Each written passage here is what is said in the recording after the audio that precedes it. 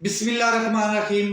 السلام علیکم ناظرین، آپ کا میزبان علی حسین سکائی نیوز کے ساتھ ایک بار پھر سے حاضر ہوں۔ جی، مجھے رہائی نہیں چاہیے، مجھ پر اتنا بڑا احسان مت کرو جو آپ مجھے رہائی دینا چاہتے ہو اور میں جہاں پر ہوں بالکل ٹھیک ہوں۔ ایسا عمران خان صاحب نے کیوں کہا؟ ایک چیز۔ دوسرا، مولانا فضل الرحمان آج کل پاکستان تحریک انصاف کے حق میں بیان کیوں دیتے ہوئے نظر آ رہے ہیں اور ایسا تاثر کیوں پیدا کیا جا رہا ہے کہ جیسے کہ 9 مئی کا جو بیانیہ ایک بنایا گیا تھا اور ایک بالکل جو ایک اتنا بڑا حادثہ ہوا 9 مئی کا، اس کو پاکستان تحریک انصاف کی الیکشن کی جیت کے ساتھ کیوں نتھی کیا جا رہا ہے؟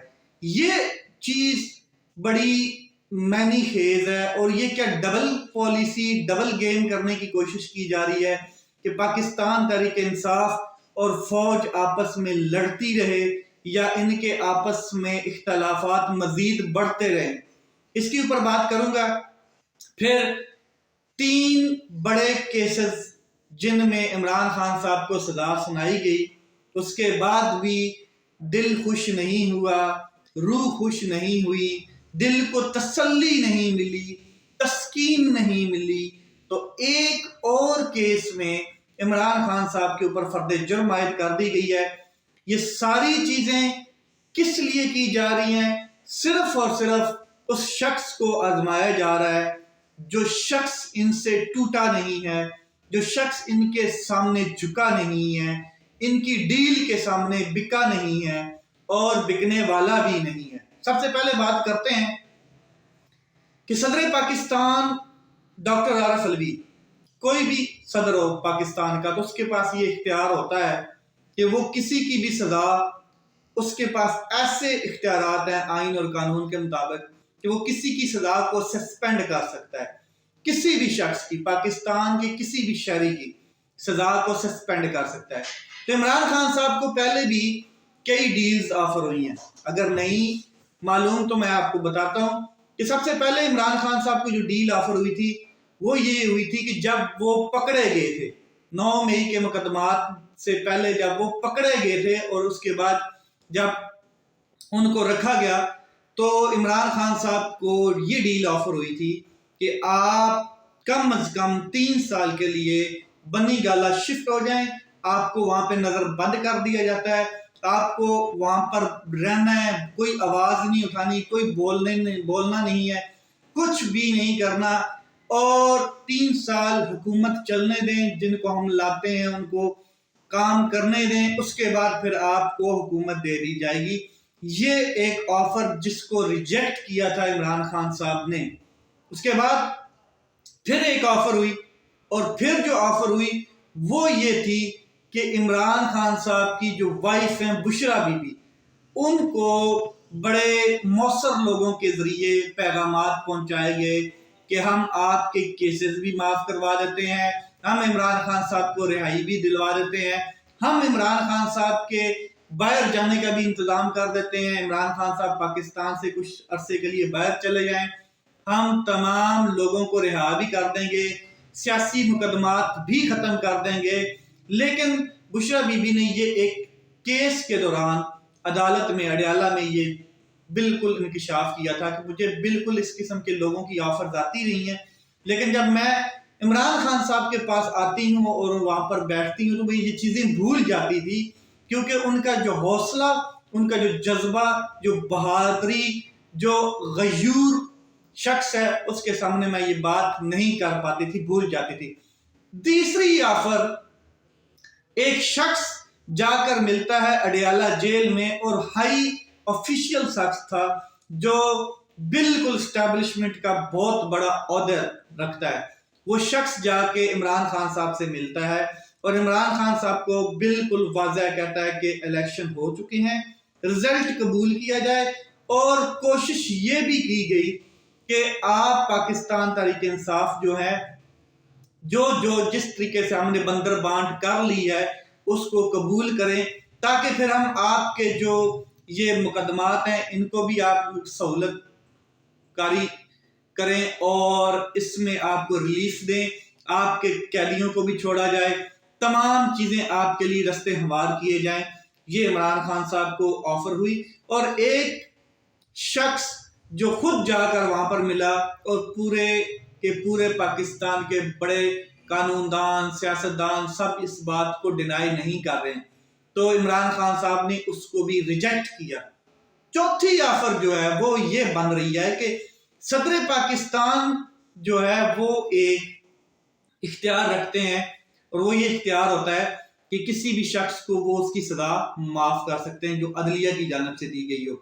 تو عمران خان صاحب کو ایک قسم کی یہ آفر دی جا رہی ہے کہ صدر پاکستان کا کارڈ کھیل کے ہم آپ کے تمام کیسز میں آپ کو بری کر دیں گے اور آپ سکون سے رہیں، لیکن جو ہم کرنا چاہتے ہیں ہمیں کرنے دیا جائے، مینڈیٹ کو تسلیم کیا جائے، جو کچھ ہو گیا اس کو تسلیم کیا جائے، مگر آپ کا غیور لیڈر، ایماندار لیڈر، بہادر لیڈر، ڈٹا ہوا لیڈر اس کو اپنے جوتے کی نوک پر رکھ کے پرے مارتا ہے اور کہتا ہے کہ مجھے اس قسم کا احسان نہیں چاہیے، مجھے رہائی نہیں چاہیے، میں جہاں پر ہوں ٹھیک ہوں، میرا ایک ہی مطالبہ ہے، وہ یہ ہے کہ جو مینڈیٹ عمران خان صاحب کو اور قوم کا مینڈیٹ ہے دیا گیا ہے، وہ میرا مینڈیٹ مجھے واپس کیا جائے، میری قوم نے جو مینڈیٹ مجھے دیا ہے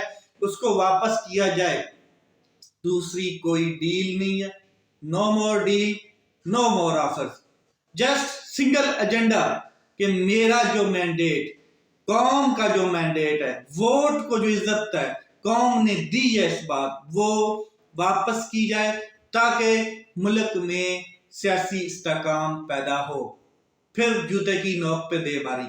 تو یہ عمران خان صاحب آپ بھول جائیں گے، جب عمران خان صاحب باہر آئیں گے تو نیلسن منڈیلا کو بھول جائیں گے، ذوالفقار علی بھٹو کو بھول جائیں گے، صدام حسین کو بھول جائیں گے، قذافی کو بھول جائیں گے، امام خمینی کو بھول جائیں گے۔ آپ ایک نیا عمران خان صاحب دیکھیں گے اور یہ انشاءاللہ جلد ہونے والا ہے۔ اب بات کرتے ہیں کہ اصل میں گیم کیا کھیلی جا رہی ہے۔ گیم یہ کھیلی جا رہی ہے کہ کسی طریقے سے عمران خان صاحب اور اسٹیبلشمنٹ کے اندر جو دوریاں ہیں وہ قائم رہیں اور مزید بڑھتی رہیں اور ایسی ایکسٹریم لیول تک جائیں کہ عمران خان صاحب کبھی بھی باہر نہ نکلیں اور ہم مزے لوٹیں، انجوائے کریں، وزارتوں کے، صدارتوں کے، صوبوں کے، اختیارات کے، طاقت کے، نشے جو طاقت کے ہیں ان کو انجوائے کریں اور عمران خان اندر ہی رہے۔ قوم کا جو فیصلہ ہے انہوں نے قبول نہیں کیا اور طاقتور کو بھی قبول نہیں کرنے دیا۔ ڈیل ہی کچھ اس قسم کی تھی اور یہ ڈیل بالکل کیٹیگوریکل تھی، یہ سب کو پتا تھا کہ یہ ہونا ہے۔ اس سے پہلے جو اسٹیبلشمنٹ کے سپوک پرسن ٹی وی پہ آ کے بات کرتے ہیں، بڑے نام ہیں، آپ کو پتا ہے، فیصل واڈا ان میں سے ایک ہیں، وہ یہ ساری چیزیں کیٹیگوریکل بتا چکے تھے کہ بیلٹ پیپر کے اوپر بلے کا نشان نہیں ہونا۔ اب کوئی بندہ ان سے پوچھے جا کے کہ آپ کو کیسے پتا تھا، آپ کو کیا کوئی فرشتہ آ کے بتا گیا تھا، علم نجوم پڑھ رکھا ہے، کہاں سے آپ کو یہ خبر آئی، اتنے بڑے اینالسٹ آپ کہاں سے ہو گئے؟ تو یہ ساری چیزیں ایسے نہیں ہوتی ہیں، ان کے پیچھے بہت سے اور راز چھپے ہوتے ہیں۔ تو عمران خان صاحب کے ساتھ یہ ایک گیپ پیدا کیا جائے گا اور کیا جا رہا ہے، اور اس کو مینٹین رکھنے کے لیے دوبارہ ایک بیان مولانا فضل الرحمان صاحب داغ دیتے ہیں، اور ایک تو عمران خان صاحب کے حق میں داغا گیا کہ اگر پی ٹی آئی جیتی ہے، دھاندلی نہیں ہوئی ہے، تو پھر اس کو حکومت دی جائے، عمران خان صاحب کو حکومت دی جائے، اور اگر دھاندلی ہوئی ہے تو پھر 9 مئی کا آپ کا جو بیانیہ ہے وہ دفن ہو گیا ہے۔ اگر پی ٹی آئی جیتی ہے تو 9 مئی کا بیانیہ جو ہے وہ دفن ہو گیا ہے۔ بھائی پی ٹی آئی جیتی ہے تو اس کا 9 مئی کے ساتھ کیا تعلق ہے؟ 9 مئی کے جو کردار آپ سمجھتے تھے یا جو ثبوت اور آئین اور قانون کے مطابق شکنجے میں آئے وہ تو جیلوں میں ہیں، سیدھی سی بات ہے، ان کے اوپر ٹرائل چل رہا ہے۔ اور 9 مئی کی جو بات آپ کرتے ہیں تو 9 مئی میں کون لوگ شامل تھے یہ آپ کو بھی پتہ ہے اور پورے پاکستان کو پتہ ہے. ابھی تک کوئی شفاف JIT یا کوئی تحقیقات نہیں ہوئی ہیں. ایک چیز. دوسرا, جو الیکشن پاکستان تحریک انصاف نے کنٹیسٹ کیا ہے وہ نہ A ٹیم کھیل رہی تھی نہ B ٹیم کھیل رہی تھی, C ٹیم کھیل رہی تھی الگ الگ نشانات کے اوپر, اور C ٹیم جیت کے آئی ہے. تو C ٹیم جس کو قوم جانتی نہیں تھی, میں نے خود جس کو ووٹ ڈالا ہے جا کے, یا جتنے میں نے وہاں پہ لوگ دیکھے ہیں, مجھے نہیں پتا کہ وہ کون ہے, میں نہیں جانتا, میں نے کبھی ان کے نام نہیں سنے. میں نے ایک شخص کو ووٹ ڈالا, اس کا نام بریگیڈیئر مشتاق احمد ہے, ریٹائرڈ آفیسر ہے. مجھے نہیں پتا کہ وہ کون ہے, میں نے کبھی زندگی میں اس کا نام نہیں سنا. اس کا ایک نشان تھا, اس کو آزاد امیدوار تھا, وہ اس کو ایک نشان الاٹ کیا گیا تھا.